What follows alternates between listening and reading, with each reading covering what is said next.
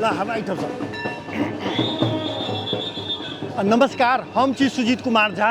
आज जानकी नवमी है, जानकी जन्मोत्सव है, तई अवसर पर एखन डोला निकल है। देख सकै छी दर्शकबिन एखन है कि डोला जानकी मंदिर से निकल पूरे नगर परिक्रमा कर रहा है। विभिन्न स्थान पर डोला के स्वागत भ रहा है।